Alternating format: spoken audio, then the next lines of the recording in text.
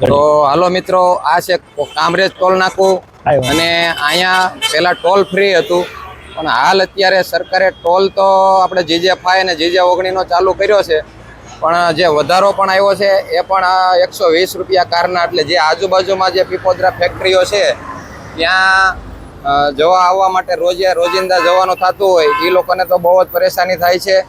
તો જેડીભાઈ, તો આ જે ટોલ વધારો આવ્યો, પેલા તો ટોલ ફ્રી હતું, તો આ ટોલ પાછો ચાલુ કરવાનું કારણ શું? પેલા ટોલ ફ્રી હતો અને અત્યારે જે નવું જે ટોલ નાકાનો જેને પણ કોન્ટ્રાક્ટ આપ્યો છે, તો મને તો એવું દેખાય છે કે ખાલી સત્તાધારી પક્ષો પોતાના કમિશનો માટે આ આયોજન કર્યું હોય અને કોન્ટ્રાક્ટ આપ્યો હોય કે હવે તમે બેફામ લઈ શકો છો. અને હજી મારી એક રજૂઆત છે કે પુલની બરાબર મધ્ય એક પ્લેટ છે, પ્લેટ જીવ જોખમી પ્લેટ છે.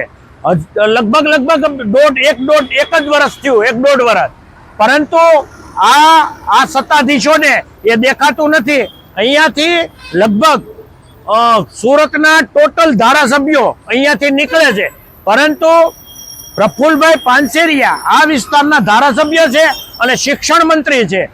એણે જ્યારે પોતે ધારાસભ્ય નહોતા બન્યા ત્યારે વાત્સદ ટોલ નાકે રજૂઆત કરી હતી કે ટોલ અમારા સૌરાષ્ટ્ર વાળાને 2 વાર ચૂકવવો પડે છે.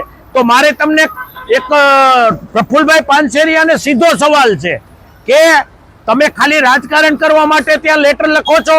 તમારા વિસ્તારની અંદર ટોલ નાકું ચાલુ થયું છે અને અહીંયા તમારા બધા જ મતદારો અને અહીંયા ટોલ ભરે છે ગેરકાયદેસર રીતે, તો તમે અત્યારે કેમ સવાલ ઉઠાવતા નથી? એ મારે ધારાસભ્યશ્રીની સીધો સવાલ છે.